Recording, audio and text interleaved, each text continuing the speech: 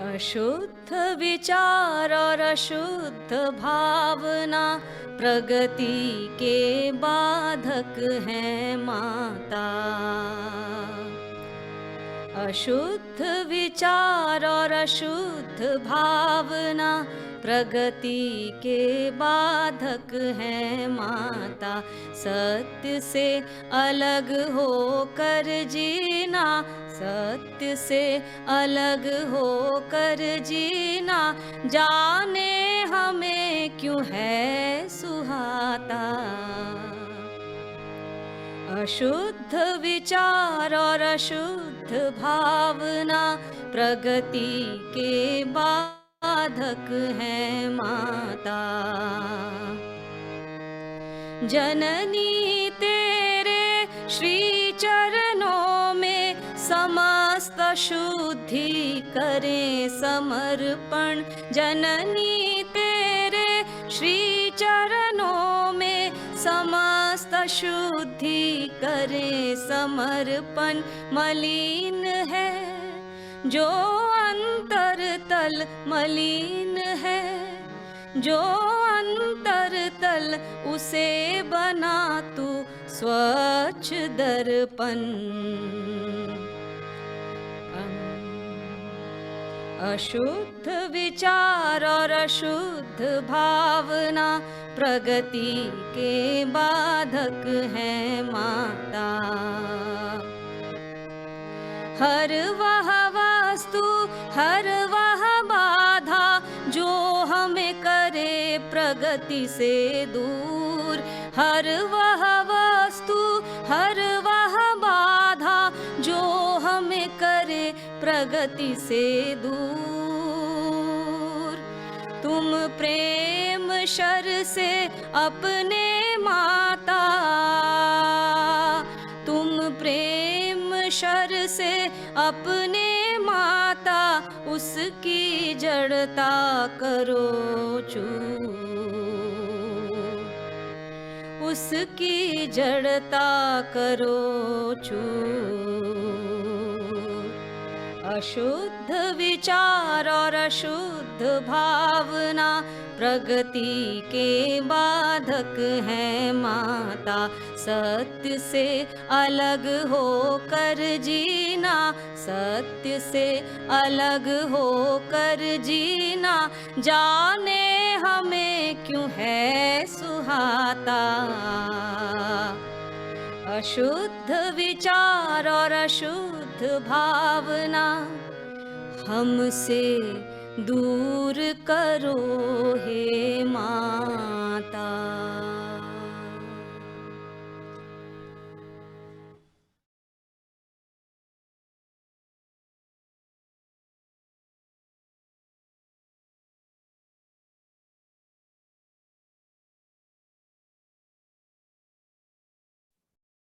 Namaste everyone. Welcome to yet another Yes Talk. Today we have with us Dr. Beloo Mehra. She is a PhD in education and is currently the senior academic mentor at AuroBharati, a vertical of Aurobindo Society Puducherry, focusing on research and studies in Indian culture. She has over a decade and a half experience of designing and facilitating a variety of courses and educational programs on cultural, educational, and social thought of Aurobindo and the mother. Her recent publication is titled Understanding Contemporary India in the Light of Aurobindo. Dr. Mehra regularly writes in various publications on topics concerning Indian culture, society, and education, and has extensive experience in curricular development at undergraduate and postgraduate teaching level, both in the US and India. Today, she will be speaking to us on the topic Learner as a Soul in Evolution and Dharma-centric Education. So we welcome you, Dr. Mehra, and over to you. Thank you. Thank you, Dr. Aditi. We've known each other for a very long time, and very nice to meet you, Dr. Bijlani, on this forum. So let me begin by expressing, just let me have a sip of water first. So let me begin by expressing my heartfelt thanks, Dr. Bijlani and Dr. Aditi Kaul, to invite me to this wonderful initiative of Yes Talks. When Aditi, you wrote to me, you said, we are a small forum, but we aspire to be like the TED Talks that are relevant for the Indian Renaissance and the revival of the eternal, timeless spirit of India. I was very pleased with that introduction to the Yes Talks. So I'm really honored to be part of your this wonderful initiative of Yes Talks and share some thoughts on the topic, learner as a soul in evolution and Dharma-centric education. Of course, whatever I'm going to be sharing today is going to be in the light of my although limited understanding and reflection on the works and the light of Mother and Sri Aurobindo, and also what I have sort of observed and seen in the world of education, both as a teacher and as a learner, as a sort of like a lifelong learner myself. But before I also begin, let me also add that in order to sort of contextualize this rather abstract idea of what a Dharma-centric education could mean and what we understand by this idea of learner as a soul in evolution, I thought it would be good to or helpful to make some references as we go along to our newly released new education policy, which is an attempt to bring into our national consciousness, into the national thought process, some of the higher goals that our education must pursue.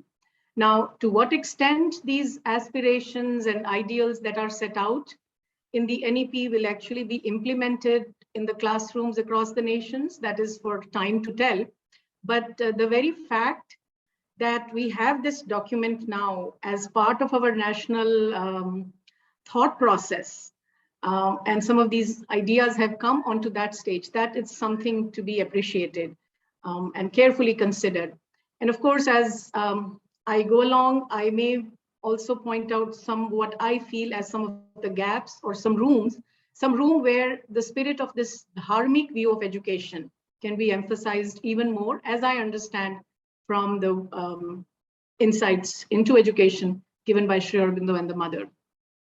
So to begin with, if our goal is that our educational philosophy, policy, approaches should be grounded in this eternal spirit of India and in her evolving soul, as Sri Aurobindo says, we must ensure that we start off this thought process about Indian education with a good understanding of what is the Indian vision of the concept of individual himself. What is that concept of man? And the view that Indian culture gives for the aim of human life or the aims of human life. So interestingly, National Education Policy 2020 refers to Indian knowledge tradition, the ancient Indian knowledge tradition, as its quote unquote guiding light. And it says, I just read out the quote here, the aim of education in ancient India was not just the acquisition of knowledge as preparation for life in this world or life beyond schooling, but for the complete realization and liberation of the self. This word self is very interestingly put there, the realization and liberation of the self. But in my 2-3 readings of the document, I couldn't find a description of what is meant by the self, of whose realization and liberation should be the concern of education. And of course, there are many other terms used, building up of self-confidence, self-esteem, self-realization, and things like that. But this term self is left, probably my understanding is left a little bit vague or unclear because of the compulsions of the state, the governments itself, which is operating under some sort of still a baggage of a colonial, utilitarian, rationalistic, materialistic view of education and the aim of human life. And, this idea of whether Indian view of education should begin with a definition or an understanding of what a human being is beyond the materialistic, rationalistic view has somewhat not been touched by the policy document. And as I said, maybe we can understand the compulsions of sort of to be a secular policy document as such. So this utilitarian rationalistic mindset that has been the basis of our educational thinking for more than 2-3 centuries, that still continues in some way. And then human being is seen as a resource to be developed through education by sort of instilling certain bits of information and maybe certain values, certain good qualities, in emphasizing certain good qualities for character formation, so that this resource can be an effective and efficient and useful material for the larger good of society and nation. That feeling somewhat still continues in the policy document as we read it. But when we closely read it, we again find certain emphasis on certain terms like achieving full human potential. I think that's on page 4 or 5 it speaks of, or the development of the creative potential of each individual. This brings us closer to the more integral vision of what a human being is and what should be the role of education for the development or blossoming of the potential that is latent in each individual. And interestingly, NEP has a section called its fundamental principles. And that's where it speaks of that fundamentally we aim to we aspire that education must emphasize on development of emotional, ethical, aesthetic, social capacities of the individual, in addition to all the mental and intellectual capacities, including higher order thinking,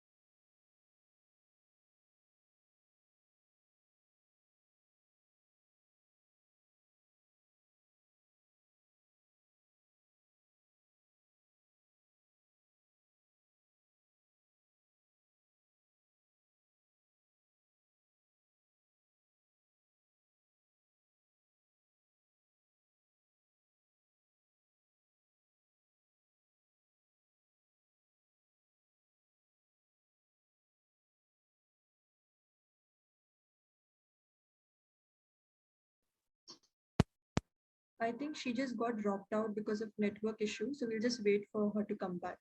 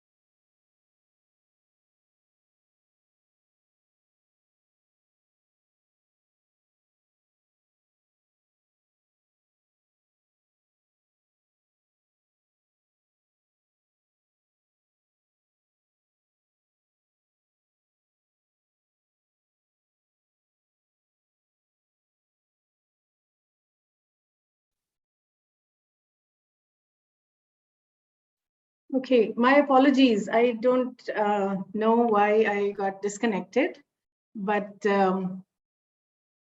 good to be back. Thank you, Aditi, for your help with figuring out this Zoom thing.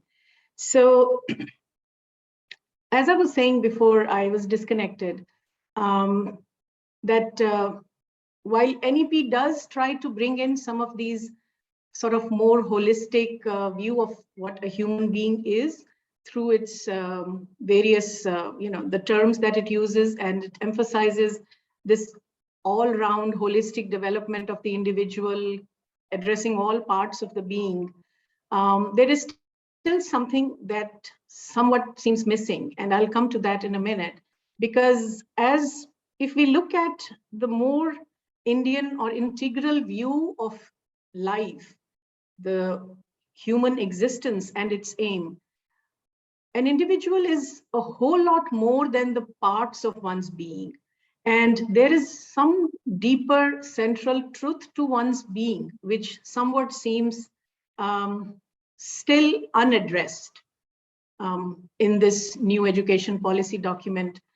There is a comment from someone who is saying there is no audio. I hope I am audible to others. Yeah. Okay, so I can continue. Okay, so this understanding of what a human being essentially is, and in what way education can facilitate an awareness of this essentiality of one's being, that is somewhat missing in our new education policy document as I have gone through it.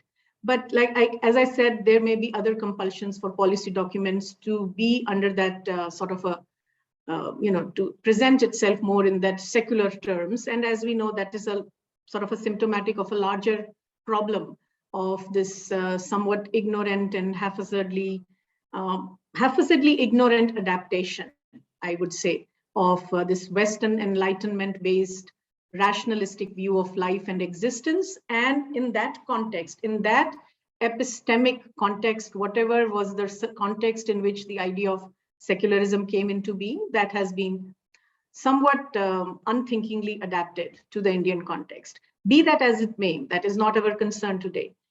But in the context of our educational thought process, there is a fundamental question that should our education, especially in the context of India, and if India's destiny, if India's mission, if we understand it in the light of Sri Aurobindo and Mother, is to be the spiritual leader of the world, we have a bigger responsibility at home to talk about what our education should look like. So the question then becomes, should our education be secular?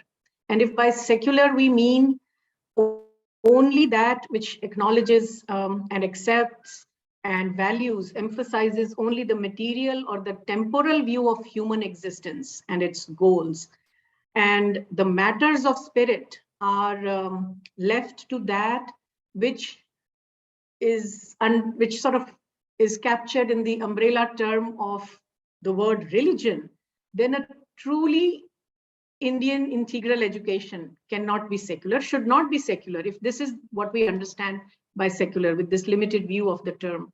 But then if the alternative to that is an education that is based in some understanding of some specific religion, a religion-based education, that is not a right solution either. So the solution has to be thought through in a more Indian way, which is, as I suggest, could be a way of understanding what dharma is. What is the dharmic way of looking at education? So in that context, there are 2-3 insights from integral education vision of Sri Aurobindo and the Mother that I feel are very relevant. One is this idea of learner as a soul in evolution. So that's where the idea or the concept of what is the vision of, what is the concept of an individual, man the individual, that becomes relevant. And Sri Aurobindo, of course, has written a lot about what is man and how the Indian vision of what a human being is. But there is one specific passage that I would like to refer today, where I think in just one sentence, Sri Aurobindo summarizes so perfectly many things that I will bring out there. This is a passage from his one of his essays in the book, The Human Cycle. And he says, the fulfillment of the individual is not the utmost development of his egoistic intellect, vital force, physical well-being, and the utmost satisfaction of his mental, emotional, physical cravings. So everything that our more, this, what I was just saying a minute ago, what NEP emphasizes, the development of the intellectual cognitive powers, mental capacities, the development of the socio-emotional nature of the individual, the physical well-being, the ethical being, all those things are important. But Sri Aurobindo says here, the fulfillment of the individual is none of these things, is not the utmost development of his egoistic intellect, vital force, physical well-being, and the utmost satisfaction of his mental, emotional, physical cravings. If this is not what the fulfillment of individual is, then what is the fulfillment of the individual? And then he continues, I begin, but the flowering of the divine in him to its utmost capacity of wisdom, power, love, and universality. And through this flowering, his utmost realization of all the possible beauty and delight of existence. So in the second part of this sentence, this is just one sentence from page 46 of the CWSA edition, The Human Cycle, we have the goal of the human life, the goal of human existence, the role that education can play in developing certain or inculcating certain qualities in the individual which can help or prepare him or her to work towards fulfillment of that life. So if the goal of life is fulfillment of the individual, that can come. And what is that goal? That goal, Sri Aurobindo says in the last part of his sentence, utmost realization of all the possible beauty and delight of existence. If this is the fulfillment of the individual, how it can be attained? It can be attained by, just before what he mentions, by the flowering of the divine in him to its utmost capacity of wisdom, power, love, and universality. So imagine if education were to take this as the goal of flowering of these divine qualities in the individual. That becomes a more Indian, a more dharmic view of education. And I read out this paragraph, this one sentence, but just before this sentence, Sri Aurobindo also addresses, as I understand, the gap that is left by the NEP document, where it leaves this definition of self unclear. Sri Aurobindo says this in half a phrase: the ego is not the self. So the self, the realization and the liberation of the self that NEP says our education should be concerned about becomes relevant, becomes truer only when we understand that ego is not the self. It is not the egoistic, the development of the egoistic intellect or the development of that part of the vital nature which will fulfill or which will aggrandize the vital ego in the individual. That cannot be the true goal of the education. So ego, as of course, as we know, Sri Aurobindo also speaks of, that ego is the outer tool that nature uses for a while. And I think at one place he also adds, and it could be a long while, to develop the being within. So there is a purpose that the ego, development of the ego fulfills, works towards, but that cannot be the ultimate aim of education. So now, in this view of integral view of human being and human existence and the goal of human existence, which is to realize all the possible beauty and delight of existence, all beings are seen as evolving souls. Each one represents some unique aspect of the divinity. But ultimately, everyone is sort of what Aurobindo says, sure of an eventual union or release into the spirit. But this does not mean that there are no differences among individuals. In the actuality, in the actual life, there are infinite differences among individuals. Some may be more inwardly evolved. Others may be what Sri Aurobindo refers to as sort of an infant souls, yet to walk the path of where they could take these great steps and make some very difficult efforts to pursue the higher goals of life. So education has to keep in consideration these infinite differences among individuals. Now, this again is very interesting point, because often when we start thinking about how our national education should be and things like that, we somehow again start with this more rationalistic, somewhat oversimplistic idea of equality. But that is only half the story. The equality of the being at the level of a sense is only half the story. The other half is what Sri Aurobindo again emphasizes, keeping in view the infinite differences among the evolutionary trajectories that individuals have been on. So this again has to be somewhat considered in how we understand our education. So this is again, as we go deeper into what could be the dharmic view of education, this aspect of infinite differences among the individuals is, along with the essential equality of all being portion of the divine. That is one. There are maybe two other aspects of this integral dharmic vision of human life and development that could be relevant for our rethinking of our education.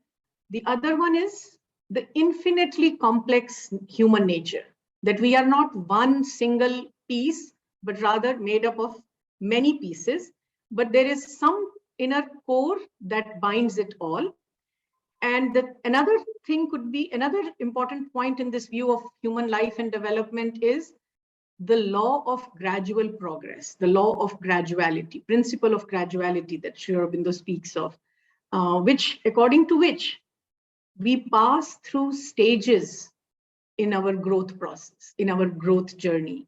So, which means that all kinds of human experience, all kinds of human propensities and tendencies of human nature must be acknowledged, and not only acknowledged, but understood and given their due place, due value in life's gradual progress through these stages. So if the purpose is to realize the life in all its, the ultimate beauty and delight of existence, life has to be fulfilled in all its richness, in all its wideness. So all ranges of human tendencies and temperaments and human experiences and all bents of human nature must be given full share for their blossoming, for their individual.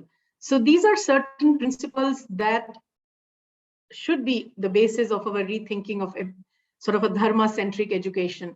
And this is where this formal educational phase in life becomes important, because education can facilitate the learning in such a manner that an individual begins to recognize and give due place and value to each aspect, each stage, and each claim of human nature. So, interestingly, if you read through carefully the national policy education policy document again, it seems that this ancient, eternal, timeless wisdom of India has been the basis of some of their thinking process when they speak of things like, I'll just read out a few terms that I took from there: greater flexibility in curriculum offerings, multidisciplinary studies, greater student choice, integration of arts and crafts, integration of sports in the overall curriculum, focus on socio-emotional needs of the learner, and re-strengthening of vocational education. So it seems that this idea that infinitely complex human nature and infinite range of human or life propensities or tendencies will be addressed if all of this actually becomes a reality in implementation.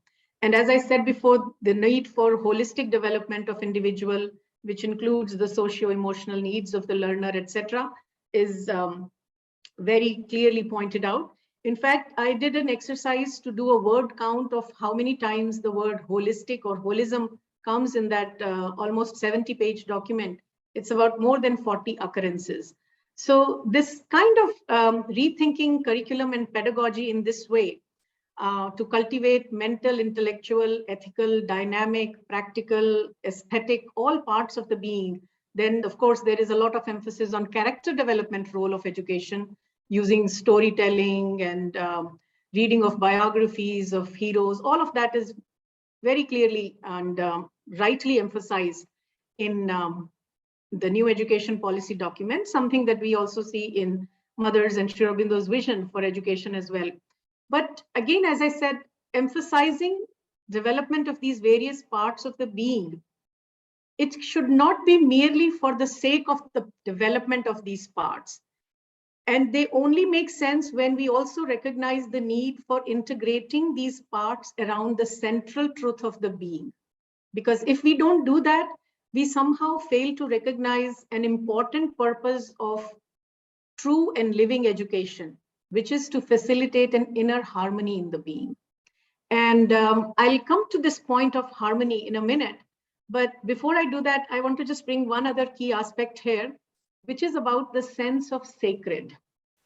So only when we recognize that an individual is a lot more than just these parts of the being, but in his or her essence is that portion of the divine that is, as Aurobindo says one place in a beautiful expression, enwrapped in mind and body. I love that expression. A portion of divine enwrapped in mind and body. Then alone we begin to see ourselves and our goals in life, sort of in a different, in a more sacred light. So on the outside, when we look at ourselves, we may seem to be as this somewhat, like a mixture of, to varying degrees, to varying extent of some animal-like tendencies, and maybe covered up with or sort of refined with some surface level refinement that comes because of our, civilizing processes or civilizing influences. But that is not the true being that we are. So essentially, if we are this dynamic, eternal portion of the divine and inwardly identical with that transcendent supreme from which we have come, where in fact, one place Sri Aurobindo says that it goes only, the Indian thought can come up with one word which is used both for the divine and the human, the Purusha. So if we are that, that essential oneness of human with the divine, which is actually at the core of this integral vision, the dharmic vision of human existence. When education begins to recognize that and acknowledge that, it brings back a sense of sacredness to its whole enterprise, and which I think is somewhat has gone missing in our education, both from teacher's standpoint of view and from the learner's standpoint of view. We have forgotten how to look at the work of education, teaching and learning as a sacred enterprise. So there can be physical manifestations of that as well, how we can bring the sense of sacred in classroom. But first, it has to start from the mind as well.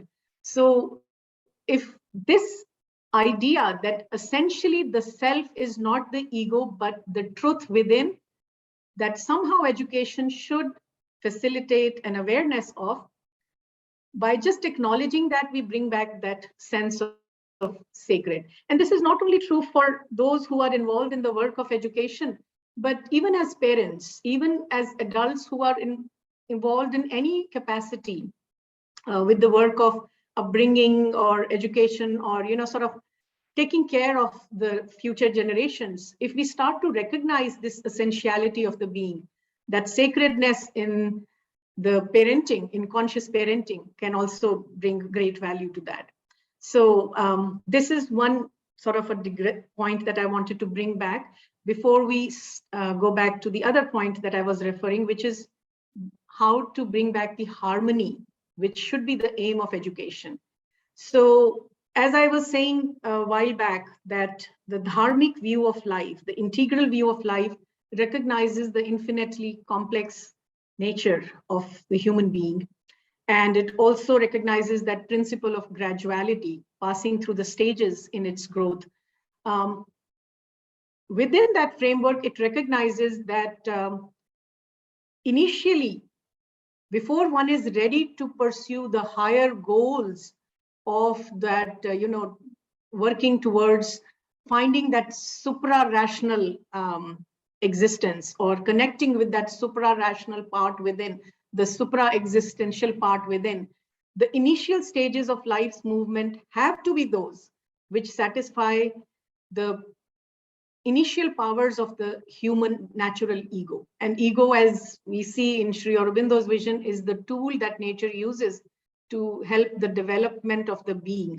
For a while, as he says, it could be a long while. So ego was the helper stage. In that stage, the two initial goals that the dharmic view of life presents is the goal of artha and kama. That is the fulfillment of self-interest and fulfillment of desire. Now, education all around the world, and certainly in NEP also we see this, the role that education can play in preparing a learner to fulfill these two needs of artha and kama seems to be sort of well acknowledged and well recognized. And in fact, if you look at NEP, again, we see a great emphasis on, as I mentioned, re-strengthening the vocational and skill-based education, creating skill labs at schools and colleges, industry academic linkages, internships, developing higher order mental capabilities, critical thinking, etc. So all these will be helpful for the fulfillment of artha and kama goals. But when we go back again to looking at what is the integral vision of human life and human development, we find a third motive of life, which is known as dharma. Because the other two motives, artha and kama, cannot be left unchecked or left without some sort of a restraint that emerges in an organic way from within. It could create havoc, both in an individual life and in a societal life. So there has to be some sort of a guiding principle, a harmonizing principle, which is where the concept of dharma becomes very important. So that can be the basis, that deeper motive of human life can be the basis of sort of taking our education or rethinking our education. I'm not going to spend too much time talking about what dharma is, because I'm sure everybody here in your set of audience is quite familiar with how Sri Aurobindo and how so many others have written about what is dharma. But I'll just mention a few things where which I think can be relevant to our understanding of its application in the education context. So dharma is certainly, it cannot be translated as any of these words: duty, religion, code of conduct, moral law, or ethical rule, or any of these terms. It is none of these, and yet has something of these. It, in a way, includes some things from each of these terms, but in its finality, it somewhat transcends all these, the limitations of all these terms. It is both individual and universal at the same time. It is fixed and evolving simultaneously. It is eternal and yet gradually progressive. It is not fixed in that sense. It is individual, it is societal, collective.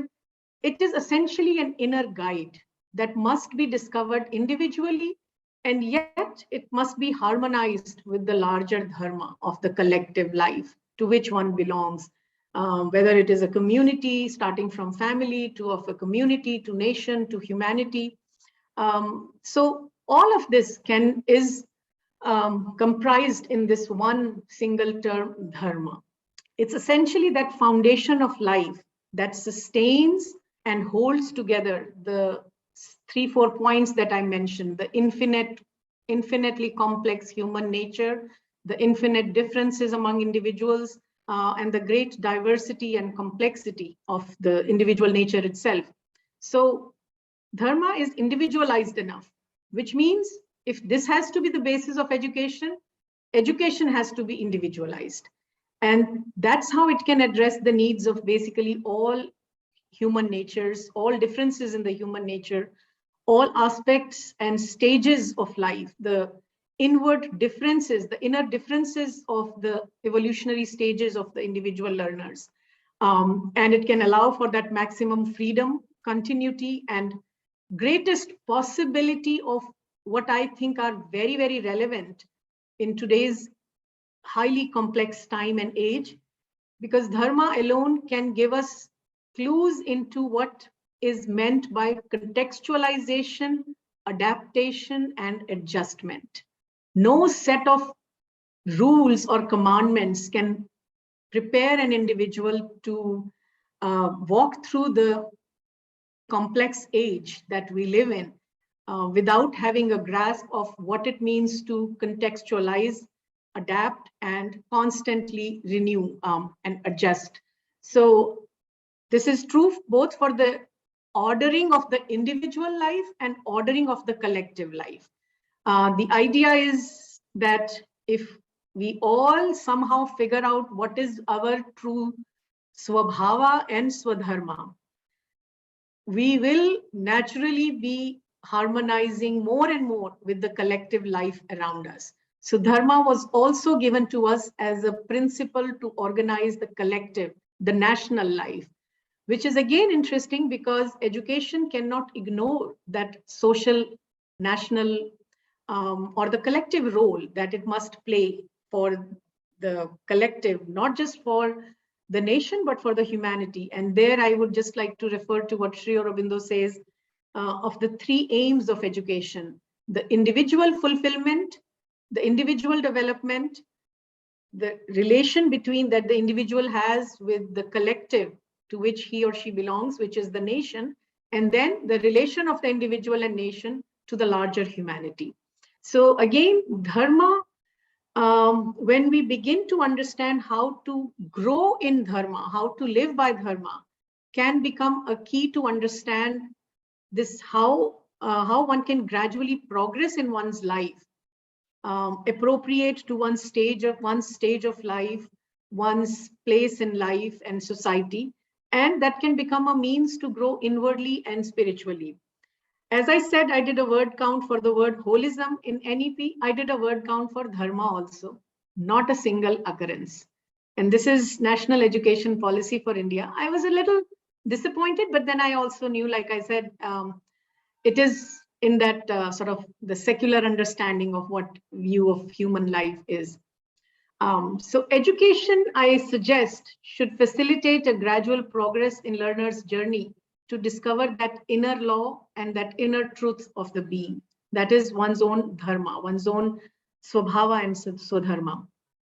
So then naturally the goal is to create some sort of a dharma-centric educational approach, which would facilitate learners' self-discovery of that unique dharma for this all-round flowering, all-round blossoming that Sri Aurobindo was talking about, of those qualities of wisdom, power, love, and universality.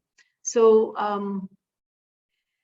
this, I propose, should be the basis for the Indian educational thought and practice. Now, I have a couple of examples to share here, and one is sort of on the outer dimension, that what does it mean in application on the outer level of implementation. So one quick example that comes to mind is greater decentralization of educational decision making and allowing as much individualization as possible. Again, to my, I mean, I was happy to see both these things are very clearly emphasized in the NEP document. Greater autonomy for educational institutions in determining their curriculum, teaching practices, faculty recruitment policies also they have mentioned, which could also, which are all being proposed in the national education policy. And it also actually speaks of more flexible and varied types of assessment and greater individualized learning. But at the same time, it also mentions that all of this must be done keeping in mind the larger general guidelines that are given by the state and national education board. So whether it is CBSE, ICSE, or any other state level matriculation boards. But my feeling is that we are a large and highly diverse country, and maybe time has come to even rethink further decentralization of these governing bodies as well. But anyway, maybe we'll wait for the next any national education policy in another decade or so. But this is a good step in that direction. So as I said, this is still somewhat at the outer level in which this dharmic view of education is somewhat entering into our national thought process. But what about the inner dimension? This is where I think Sri Aurobindo or it's not even a vision, because it's actually being practiced at several institutions, as we know, starting from the ashram school and the Mirambika school there in Delhi and Mothers International and several other institutions. The idea of psychic education becomes very important. I started off by saying that NEP speaks about that the final aim of education, as per the Indian view, the Indian wisdom, is realization and liberation of the self, and that somewhere along the line on the same page or the next page, they speak the word Atman, that the realization of the Atman is the goal that has been given in the Indian tradition. But as we understand, as we know in Sri Aurobindo's and Mother's vision of education and integral yoga, they make a distinction between self, the Atman, the self with the capital S, and the soul personality or the soul in evolution, the psychic being, which is sort of the link between the outer personality, the outer nature, and the central being, the central self within. And the education or development of that soul personality, that evolving soul, becomes very critical if we have to truly make our education dharmic in that sense. Because as I said, it cannot be based on religion. Dharma is not religion. I don't need to go into that understanding here or that explanation here. So the difference between the central self, the self with the capital self, or which in ordinary English language we also speak of as soul, which is the divine spark in the individual, and that developing soul personality, the psychic entity, the psychic being, that has to be somewhat brought into the national thought process if education has to become more dharma-centric for the future of India. So that becomes a very critical thing, as I'm suggesting here, I'm proposing here. So education's role in preparing the learners grow in their psychic being. Then alone education can truly become dharmic in its truer sense. In fact, I have one passage from Sri Aurobindo where he speaks of what is the role that psychic being plays in the evolution of a human being. If education is the first formal mechanism to facilitate the conscious evolution of a human being, this is why psychic education becomes so important. And I'll just read what Sri Aurobindo says here. He says, it is this secret psychic entity, which is the true original conscience is in us, deeper than the constructed and conventional conscience of the moralist. For it is this which points always towards truth and right and beauty, towards love and harmony, and all that is a divine possibility in us, and persists till these things become the major need of our nature. It is the psychic personality in us that flowers as the saint, the sage, the seer. When it reaches its full strength, it turns the being towards the knowledge of self and the divine, towards the supreme truth, the supreme good, the supreme beauty, love and bliss, the divine heights and largenesses, and opens us to the touch of spiritual sympathy, universal oneness. Just reading this passage brings a sense of delight and this divine height and largeness, and opens one up to the touch of spiritual sympathy. So when we see that all that is truly beautiful, noble, right, true, essentially, if all that is part of this psychic within us, this psychic personality, how can education not worry about that? How can education ignore the development of that part in us? So this, if human beings' ultimate aim is to realize that ultimate beauty and delight of existence, and if we aspire for the true beauty, the true good, what is true and right and noble, shouldn't education's highest goal be to help individual, to somehow facilitate the gradual evolution of this part of the being, and around that, all the other things that are part of the so-called holistic all-round development can be gradually integrated. So in this light, all education, not merely schooling, college or university level, but all life becomes a means or a field of education. So in that sense, psychic education can be the true basis of that Dharma-centric education. And I may not have much more time, but we can all, we all know how much Mother has emphasized on, or how much she has described what is the nature of the true psychic education. And she has even given some very practical advice on, from where to start the process of psychic education. She speaks of that it has to start off with this intense inner search, self-discovery within of that which is not limited to the circumstances of our birth, the context in which we live our life, the circumstances of our identity, the customs, conventions, the language, the mental constructions that we have of who we are or what we are, but to identify that which is beyond all this. So this self-search, this self-discovery has to start from that. So in that context, psychic education can be the way of bringing Dharma back into our Indian way of looking at education. So I'll stop here and see if there are some questions or comments before we, proceed further. So I hope some of it has been valuable and insightful in some way, or at least reflective. I see there is some question. Dr. Sangeeta.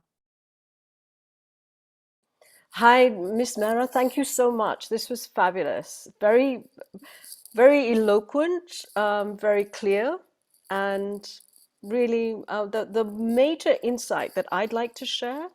I've been working with integral yoga my whole life, and I'm a medical doctor, and implementing that into medical practice. And also, I've presented at the Aurobindo school in Puducherry at the Hall of Harmony, and I have a very long history and association with Auroville and that. So I'm just giving you a little bit of background. But the missing link, which was really great today, Ms. Mehra, was when you talked about the psychic being secret and mysterious, which it is, because there is no real definition to it.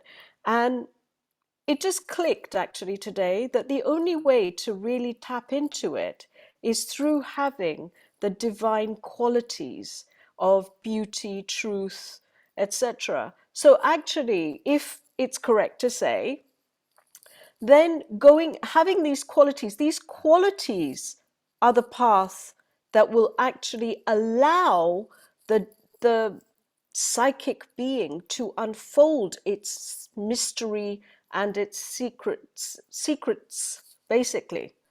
So that's really cool. And I think, if we put it into the educational context, then what we really need to do is develop these qualities within generations, not just within children, but within every generation. And that is what is going to allow the psychic being to express itself automatically anyway, if the focus is on the qualities rather than even any real the curriculum, of course, that keeps, like you said, keeps evolving. It's different in different countries, etc., etc. The emphasis is on different things. However, bringing those qualities into all of these curriculi is what, for me, is going to be the link, the switch on, the activation for real evolution, So thank you. Thank you very much. Thank you. And just listening to you, a couple of things came to mind. One is that yes, when you mention these qualities, wisdom, truth, power, love, universality, when we speak of education, we somehow think that we have to bring it to the children, to the learners. But when I'm thinking of this term learner as a soul in evolution, I'm also thinking of teacher, individual as a soul in evolution. How can a teacher not be working on these qualities for himself or herself? How can any adult who is working with children in whatever capacity, and we all are in some way as parents, guardians, uncles, aunts, whatever, we all have to constantly grow and inculcate in us these qualities, these psychic values, soul qualities that Mother also speaks of, when we look at all the 12 qualities in her symbol. So only then we can actually present ourselves as example, because Mother and Sri Aurobindo both speak very categorically, especially when they are talking of the character developmental role of education. No books, no reading of biographies, no discussions, no lectures can work if the teacher herself is not an example, or if the parent herself is not an example. So Exactly. same is with the psychic education as well. And the other thing that came to my mind was something I had marked out in my reading in this book by Dr. Bijlani himself on the philosophy and practice of integral education. And in the chapter on psychic education, chapter 6, he actually titles it as the reference point. I liked that title a lot because that is the reference point. Psychic is the reference point to which all the development of the being, and then he starts off with the quote of the Mother: one can prove the truth of anything by reasoning, but that does not make it true. So what makes it true is when we have that reference point within, the truth within, with which I can say, yes, this is true for my individualized growth. That may not be true for you, and that is also fine. How can we harmonize and coexist? So in that sense, I think these are the certain missing links in our education, I feel. So thank you. Appreciate your comment, Dr. Sangeeta. If there are any other questions or comments or... Hello, namaskar. Namaste, namaste. The thing is, our country is a very diversified country, and the idea of the psychic being an inner soul is so well accepted among generally the Hindu communities, but other communities have different thoughts and different style of thinking about whether the soul exists in that form or other or not. So in a country like this thing, would you feel education towards flowering of the psychic being will have acceptance from the other communities? This is where the problem is. Thank you. Thank you. Very good question, and very relevant as well. But okay, like I said, I started off by saying that what I have shared is what I have understood from my readings and reflections of the works of Mother and Sri Aurobindo. So the terms that I use come from there. But there is a particular incident from the ashram which I I'm assuming you might be aware of, when a certain group of people from Russians, I believe, from a communist country had come, and the discussion was to invite them for a performance. So they were a group of gymnasts, and the discussion was that as per their ideological beliefs, they don't believe in the existence of anything called divine. But mother, when it was brought to the mother said, ask them if they believe in perfection. So we don't have to use the words psychic or soul if we believe in some sort of an inner compass which can point us to the individualized perfection, the individualized truth within the core truth of our being. Why shouldn't education help the learner get in touch with that? So, as I said, I mean, in the beginning, the reason why we don't find words like dharma in NEP is because of this very resistance that they might feel from certain communities, that why are you bringing certain terms? But at the same time, they have words like Atman and few other words like Satya, Gyan, Pragya. These words are constantly used in that national education policy document. So the other point to see is that we don't have to let go of this wisdom that is part of our eternal tradition just because today it is being associated with one religious view of life. But Sanatan Dharma does not, the Dharma tradition of India did not call itself by any other name except for the Sanatan, which means eternal, timeless. It is not bound by that one has to be born in this, whatever religious community to be to grow in the Sanatan Dharma. This is the Dharma of nature. This is the Dharma of life, the eternal truth of life. So between these two viewpoints, I think you can have your answer. It's a matter of how we present it. Maybe as I said, I may even say this something. Yes, it is good to have a national education policy, national level policy document. But at the same time, maybe there might be time in the coming future when we don't need a whole national level policy document, but a more decentralized, localized view of looking at education.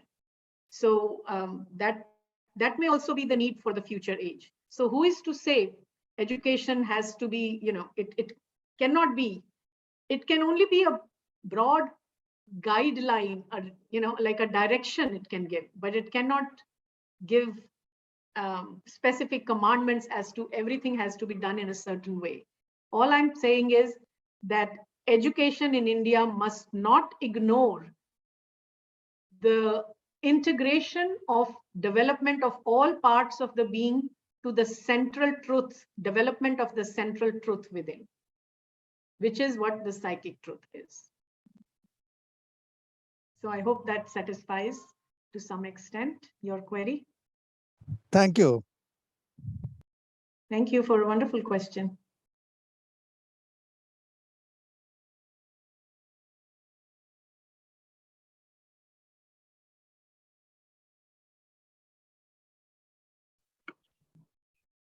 It seems there are no other questions. Okay. But I think we do have some time still left.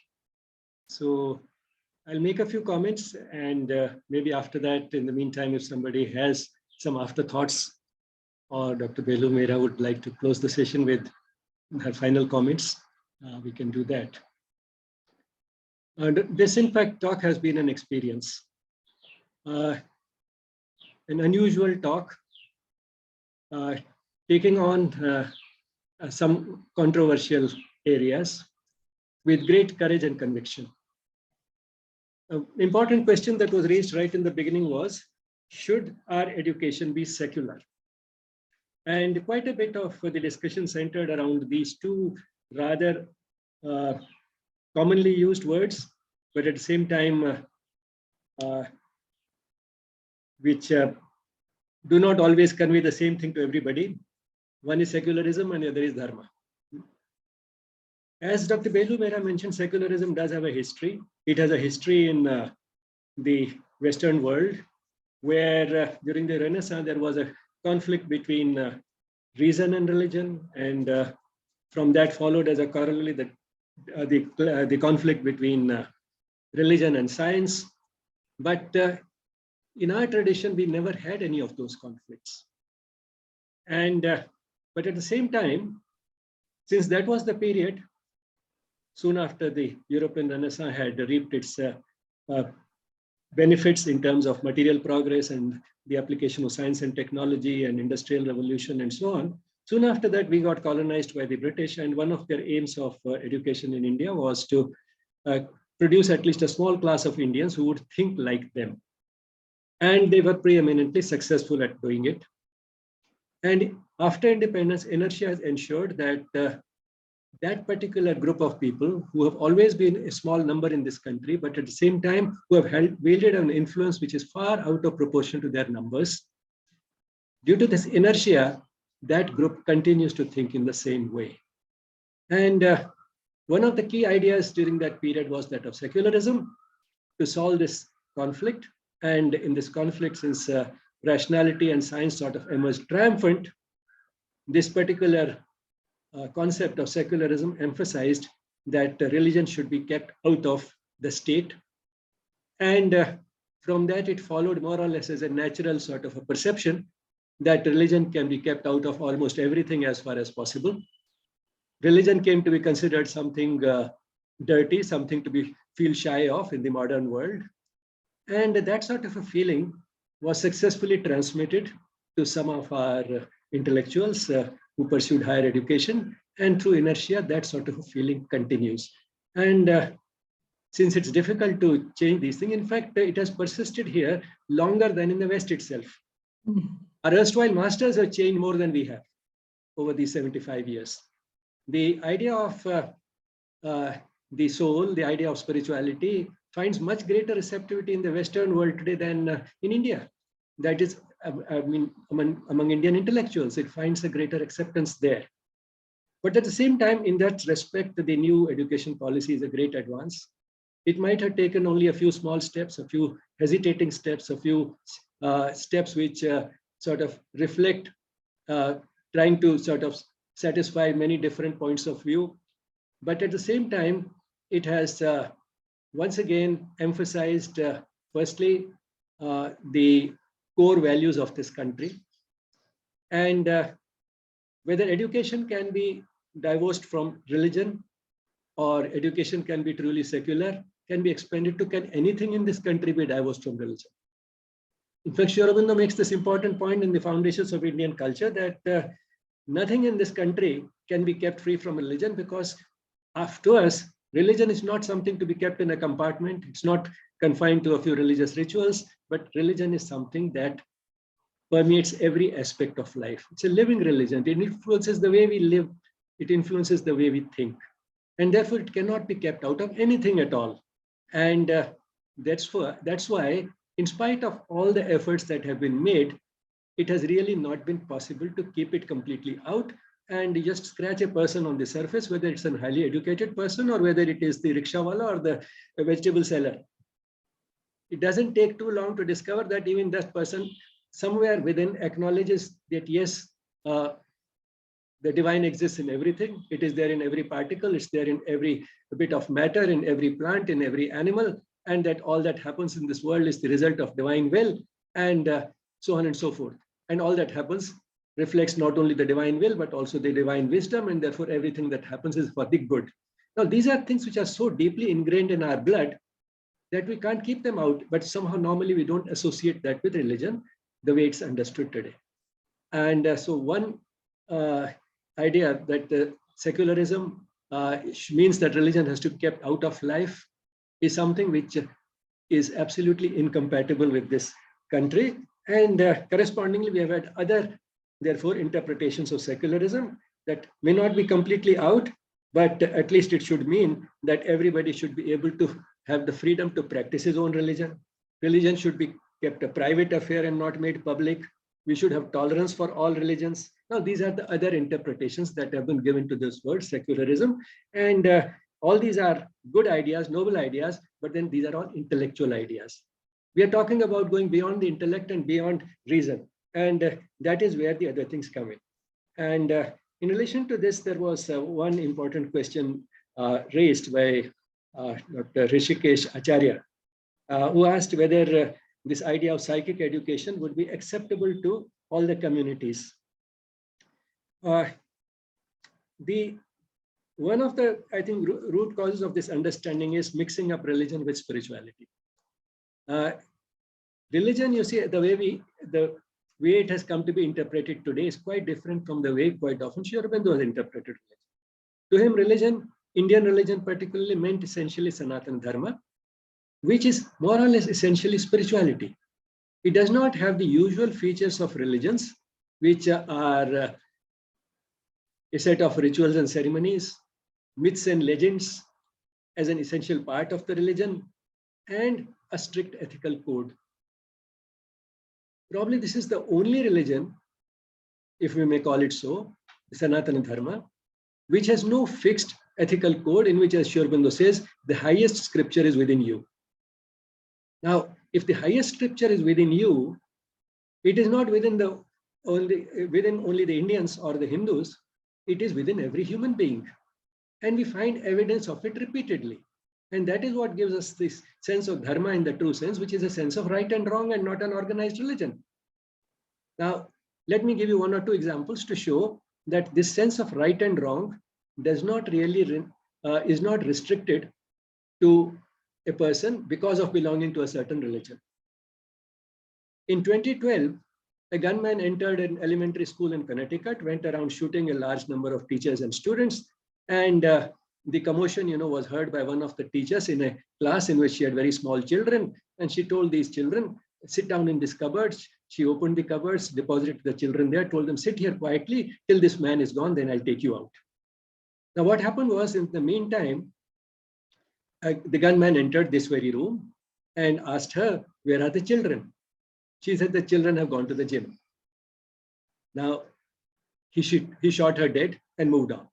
Later on, it was discovered that the children were in the cupboards and what the teacher had told them. Now, who told this teacher to tell a lie? She knew where the children are and say that they've gone to the gym. Speak the truth is a part of every ethical code in every religion, which have strict ethical codes. Now, who told this teacher to say that the children have gone to the gym? Telling a lie is better than speaking the truth. A psychic being. So here was a Christian teacher, Victoria, telling a lie, forgetting all her ethical code in religion and responding to the voice of her psychic being. It has nothing to do with religion. Another example, when Dr. L.M. Singhvi, a jurist and a diplomat, highly learned man, when he was a young boy, he was in the UK studying law. And one day in the morning, he heard a knock at the door. When he opened the door, there was a middle-aged couple, looked rather sad, and they requested whether they could come in. Welcome, please do come in. They came, and then they told him, our only son has committed suicide. And in the suicide note, he says that if it is essential to eat meat for the sake of staying alive, I don't want to live. Now, those days, this misconception was quite popular in England, and for that matter in the Western world, that to stay alive, one has to take some meat. You can't subsist only on vegetarian food. But this boy, born a Christian, living in a society where everybody had meat, and not only had meat, we had the impression that without this we can't even live, felt that he should not be eating something which is at the expense of killing somebody, killing animals. And if that is essential for living, I don't want to live. So this is what this boy had done. And who told him that dying was better than eating meat? His psychic being. Right or wrong, we're not getting to that. It was not a part of his religion. So he had the sense of right and wrong coming from somewhere deep within, and he responded to it in the most radical manner possible. And his parents had come and asked Mr. Singhvi, then probably studying law as a young boy. They asked him, sir, we have heard that you are a vegetarian. we don't know how to make vegetarian food. Please, can you teach us give us a few recipes? So that's why they had come to him. Now, I've given you two examples that the sense of right and wrong has nothing to do with religion. And again, you know, when we talk of giving the child a set of values, trying to teach them through biographies, why all that is not necessary? All that is not necessary because even the child knows what is right and wrong, because the child has a psychic being and probably more wide open than the adults. So the child doesn't have to be told that what is right and wrong through a set of values. What we need to do is to reinforce the idea that this intuitive sense of right and wrong that you have is really valid. It is the most dependable guide. And then also at that stage probably it does help, although eventually we shouldn't be doing it only for that sake, but it does help if the child becomes aware of the fact that responding to this inner voice, the voice of the psychic being, gives me a sense of joy and lasting mental peace, which everybody values, the child also does. On the other hand, neglecting this voice, because evil can be tempting. Evil is tempting to a child, evil is tempting to an adult. If I get tempted by evil and ignore this voice, which is trying to tell me, and he knows intuitively that that is the best thing to do, that is the right thing to do, but still, because evil can be tempting, he knows that if I ignore this voice from past experience, whenever he has ignored this voice, that I get recurrent uneasiness, I feel guilty. So if I have to escape this punishment of guilt and recurrent uneasiness, if I have to get the joy and lasting mental peace, this is the voice which is there. I should learn to identify it and I should learn to respond to it. I should pay heed to it. Now, this does not have anything to do with religion. This inner voice is there in every child, irrespective of religion, and listening to this voice and appreciating the reward and punishment that are associated with listening to it or not listening to it is something that every human being can appreciate. And that is far more important than giving a set of values, because otherwise the child gets away with the impression that I have to do the right things to escape punishment. Just as, you know, every criminal commits a crime thinking that I'm doing it so cleverly that I'll never be found out. So if I can't be punished by a court of law, it doesn't really matter. And the fact is most criminals do go scot-free because the amount of crime that is detected is only a small fraction of the crime that is committed, and the crime that is punished is only a small fraction of the crime that is detected. So his calculation does work out.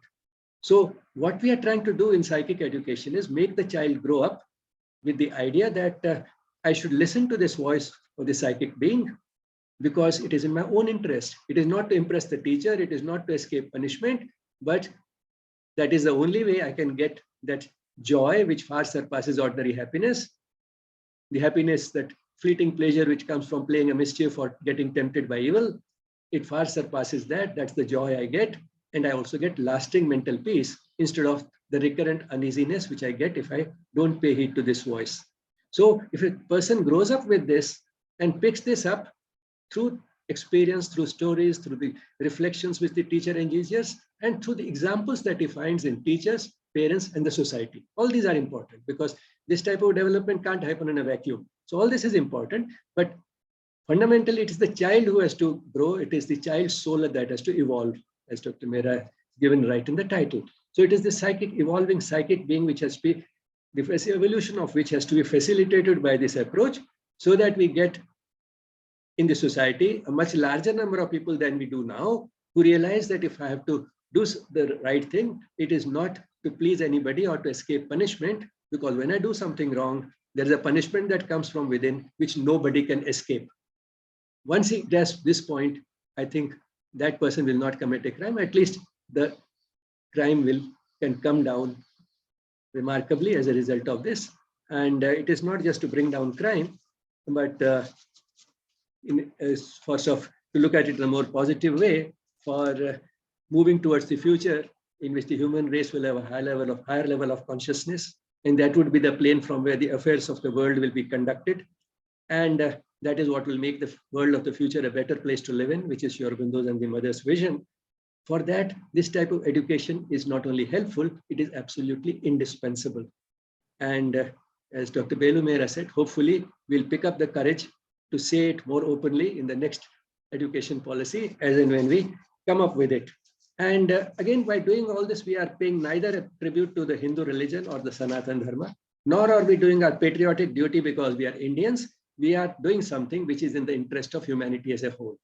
And that is the role that India has to play, because we are the repository of this ancient wisdom and this religion which has been lived rather than a religion which has been kept in a compartment. So because of this, it is a responsibility that we have, and we can fulfill it only by starting, as charity begins at home, by starting with our own country, starting with education, because that is where the citizens of the future are growing. And that is what will truly entitle us to the role of the Vishwaguru, which we have started becoming in a way, because our knowledge is being used by the rest of the world even now. But then that is not enough. That is good. That should give us a sense of pride. But what is more important is that we ourselves become more and more worthy of our own heritage, and become more and more not only proud of it, but also put it into practice in our lives, and particularly in education, because that is what the future is all about. So with that, I think I'll stop here. I think I have spoken more than I intended, but still we still have about 10 minutes for questions, comments, and definitely I think we should have Dr. Beloo Mehra having the last word in this session. Thank you, Dr. Bijlani. That was so comprehensive and such a wonderful way you summarized the sort of the sense of what I was trying to present. So I really appreciate that. Thank you. And some of the sort of gaps that I somewhat deliberately left in the interest of time, I really appreciated how you filled those gaps in. So very, very much helpful. Thank you. If there are any other comments or questions, that is good. Otherwise, I have just one other point I would like to make.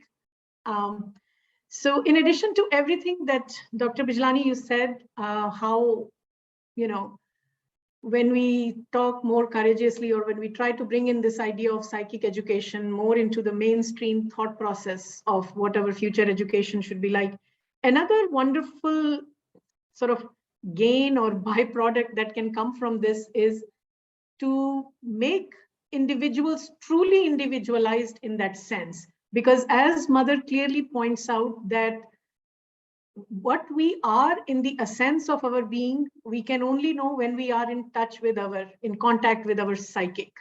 And there is one conversation where she speaks of, and this is, I think, if I remember correctly, to a group of students, where she says that 99% of our character is sort of like, this soft material where you can have any thumb imprint that can go on it, where, whatever we have read, whatever we have heard, whatever we have seen, all that influence comes into us, and we think that this is who I am, or what I think, or what I feel.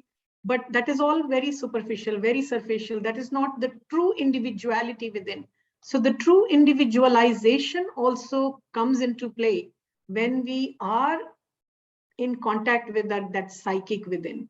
So only when we are truly individualized in that sense, we can contribute more confidently, more courageously, and more truly and in the right way to not only our own upliftment, but to the upliftment of the collective around us.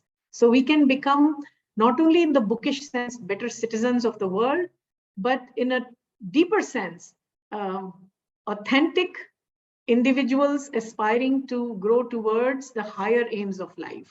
So that individualization is essential before we are ready to pursue the higher goals of life.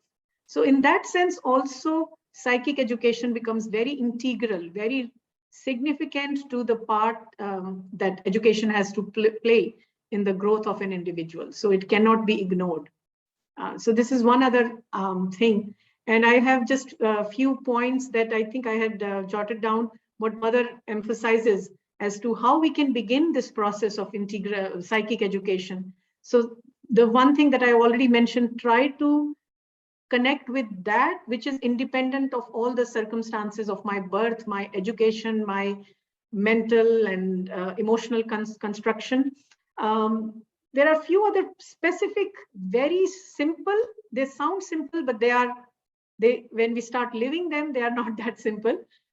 Tips that she says, for example, one of the things she says, absolutely abstain from all mental opinion and reaction, because mind is incapable of judging spiritual things. She also speaks of never to take anything on its surface value, because whatever circumstances come in life are a clumsy attempt of expressing something deeper. So even if we were to practice these two things, how much we can grow in our own inner journey, that the benefits could be tremendous. And then she also speaks about, how all of that is possible only when we cultivate and develop the will within, because this is a very long process, a very long, intensive self-search process, which will require tremendous amount of will, tremendous amount of courage, tremendous amount of endurance. So again, developing those qualities, courage, endurance, cultivating will, all of this will make us a truer and truer individual being. So in that sense, also psychic education serves so many other purposes in development of or blossoming of the full being that Sri Aurobindo was talking of in that human cycle passage with which I started, that if the ultimate aim is the utmost realization of the beauty and delight of existence, to grow in those qualities of wisdom, love, universality, we need all these things: courage, endurance, will, constant, untiring will, persevering will. I mean, one of the tips Mother says is never to complain of the behavior of anyone unless you have the capability to change that. I mean, it sounds so simple, but start doing it and we know how difficult it is. And we think we can complain about what Prime Minister so-and-so did this, or what President so-and-so did this, and, passing our mental opinions all the time. So those are certain, very important tips that Mother has given, very practical tips to grow into or to practice this development of psychic within. So I just thought I'll make that addition to what I shared earlier. So.